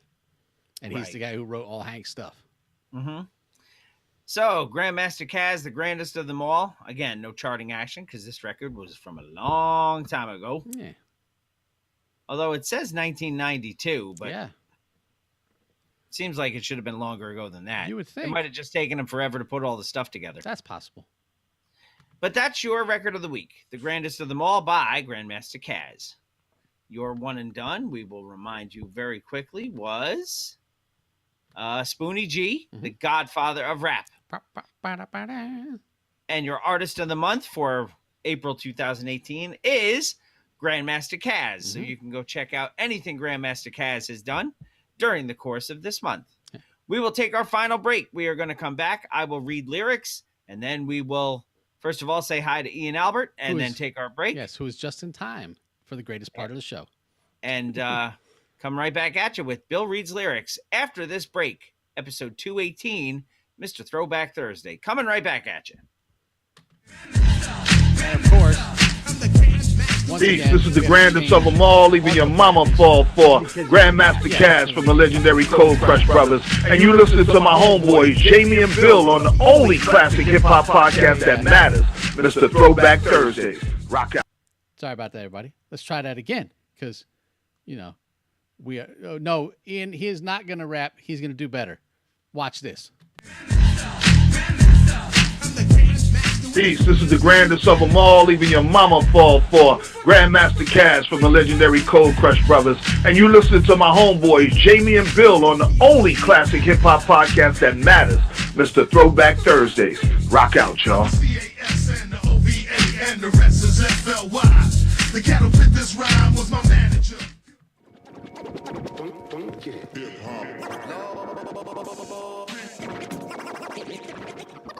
But it starts with Bill. Bill S. Preston. It's called reading. Top to bottom, left to right. Group words together as a sentence. Take Tylenol for any headaches. Might offer any cramps. Most people probably don't listen to the lyrics, but they should. Welcome to Bill Reads Lyrics. Welcome back to Mr. Throwback Thursday, episode 218. It is indeed time for Bill Reads Lyrics. Yes, it is. we got some BRL virgins watching tonight. So, okay, hit me up. I don't have any idea what it's going to be. That's usually the fun of this. I have no idea what it is he's going to do until he sends it to me. Yes. And then you can usually tell by my reaction whether or not it's something I like or something I feel like I'm going to need to go to church for. So go ahead. You do. We're going to send you this link right here. And I'm going to close this window up. Okay. I have received the link. You guys might see it before I do. And that's usually the fun of this. Yeah. I closed it up. And,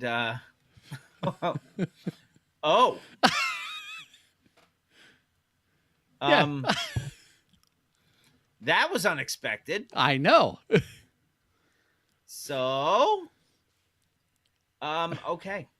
So, since we have an audience, and since a lot of people have never seen this, I'm gonna grab my piano real quick. You should just be prepared to start at his name. No, at Ian. The hook? Just below it, yeah. Ian Albert, we've actually done that okay. song. Starting with yo, yes? Yep. Yeah. Yeah, you know, Ian Albert said, "My neck, my back." So no, No, it's worse. It's worse. It's very worse. no intros and fillers. I'm gonna swing down here and grab my piano. Did we have a request for a specific voice? No. Once again, this one's all mine. So I would not make you read this much in anything other than your normal voice. Okay. I'm waiting on my piano to kick in over here so I can be properly prepared. All right. Okay. Yes. I had to mentally prepare for this. Okay. Good luck with that there. Okay, player. Let me know how that works out for you. Yes. All right. So if you are prepared. No, I'm not. But that's perfectly fine. With no type of ado, shall we do Sesame Street style? We have been lately. All right, get some Grover. No type of ado, whether nearer or further. We will cue the motherfucking piano. Or so we think. Yo, my face is wet. Got hair on my tongue.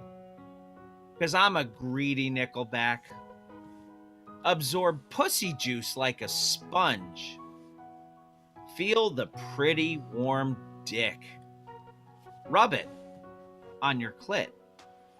Oh, right before I bust, I spray it on your tits. Switch you over, throw you to the side with one leg up. See the head slide in your hole. He stay up. Dick all shiny, helmet head bulging, smack it on your tushy.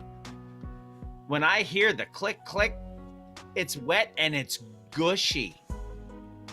From behind, I'm a mastermind, 100 fast ones, and slow it up. Because I know how to fuck. Keep your pussy right there. Don't move. Ooh. Holla at your boy, baby. Do what it do. I love fucking you.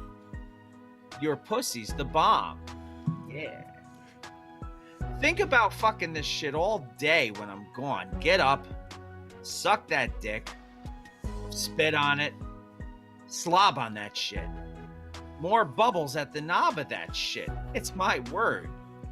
Use a whore. Tastes good, right? Turn around, get on all four. You pulling my hair. Shut the fuck up. Why you fucking me like that? Shut the fuck up. This ain't no R&B dick. This hood. My slow jam dick is on Throwback Thursdays. If my sugar high, my dick don't get up. You know I'm the best. Just shut your mouth up. Like you under arrest.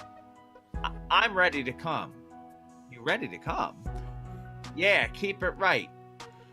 Oh my gosh, my pussy is numb. Okay, just rub it against your hole, put your thumb in your mouth, and fuck me real slow. Look at me. Yeah, baby. I'ma let that go. Tell me you love me.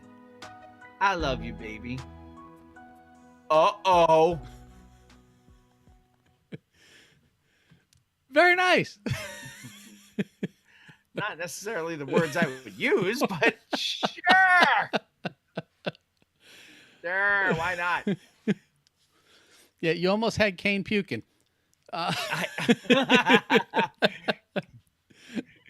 Yes. Kill Bill kills it for real. Yes, and Kane has a second one of these. Remember we showed his mug down? Yes. We actually took some out of our mugs and poured it out on the floor for our dearly departed homie. So yeah, but we're out. There are no more. Well, there's one more, but that's a special. Because the song is Stapleton Sex by Ghostface Killah, Ian. There's your double whammy. your crock and your cup. Yes, yes. Yeah, Stapleton Sex by Toastface Face Grilla. I'm so glad we don't have a questions posse this week because I think we really need to just shut that shit down after this. Just need to run away. I'm gonna do my final refill. Yes, there it is. Of the Death Wish coffee. The Chemex makes an appearance. And while he's doing that, as you can see, this entire show has been fueled by death. And that is the world's strongest coffee, Death Wish Coffee. You can find them on Facebook, on Twitter, or at deathwishcoffee.com. You can place your order, use the code Throwback at checkout, and receive 10% off your order. It's still a valid code. All right, Kane, take care. We'll see you next time. I hope you enjoyed it, Kane. I feel like you probably need a shower as much as I do now. Anyway, after Death Wish Coffee, we also wanted to give a shout out to our man Ruggy Fresh, Marshall Fox, and Eric Sermon over at Def Rugs. And the IT department has just walked in. Hey. Hi, honey. How's Dad? Good. You okay? Just tired. Okay. And we're just wrapping up, so perfect timing. So, defrugs.com, Facebook, Twitter. You can see all their stuff over at Instagram as well, at defrugs. Let's see. Where else am I here? We've gone through all of this stuff so many times. You think? eclecticgoodsva at gmail.com for eclectic goods. That's your handmade, hand-painted shoes with no machine processing, anything you want. You may even get some Toastface Grilla Stapleton Sex sneakers after this week. You can see all their work over at Instagram at EG Custom Kicks. Melted Mics, MLTDMICS.com. Our code is Mr. Throwback Thursday for 10% off. That's MR Throwback Thursday. And don't forget to visit us, the social media network. MRThrowbackThursday.com is the one and only place where you can get every single episode of the show. Leave us a voice message by clicking on Hit Us Up, and we'll play you on the air. Yeah, it's really easy. On the right-hand side of the webpage, it says, hit us up. The microphone will follow you everywhere you go.